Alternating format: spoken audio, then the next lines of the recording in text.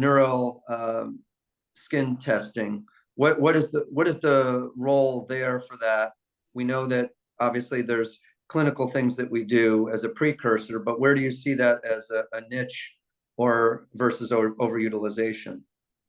Okay, Ben, first of all, if you look at people who have published and researched in this area, famous names like Bolton or Peter Dick, people like that. I mean, very famous people. Some of them are from your area, like Vinnick, for example. They have published this and said you can diagnose diabetic neuropathy with 87% accuracy with no testing, just in your office, doing reflexes, vibratory, light touch, pinprick. That's it. That's all you really need 87% of the time. So that's number one. Where does epidermal nerve fiber density testing fit in? That's heavily marketed.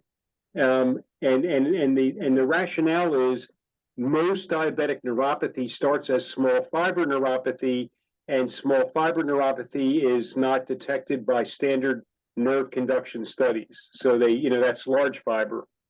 So they say you can't rely on nerve conduction studies because you can have small fiber. So go ahead and do the epidermal nerve fiber density test.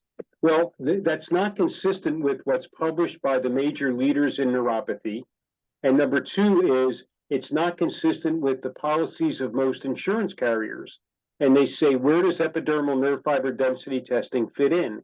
It's a patient that has symptoms of neuropathy.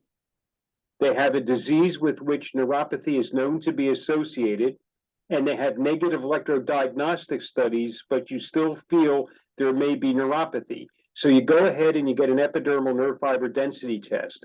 So if it comes back small fiber neuropathy, fine, you've said now they've got it. Now what do you do with that information, Ben? You're a podiatrist, not a neurologist. Are you going to start working them up for an occult carcinoma? Are you going to work them up for sarcoidosis? Are you going to work them up for... No. So the most you get out of epidermal nerve fiber density testing is yes, they do have evidence of small fiber neuropathy. Now what do you do with that information? So that the insurance carriers are very clear universally about where that test belongs.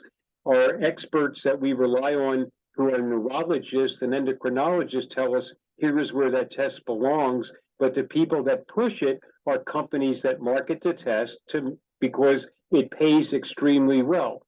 That's the problem.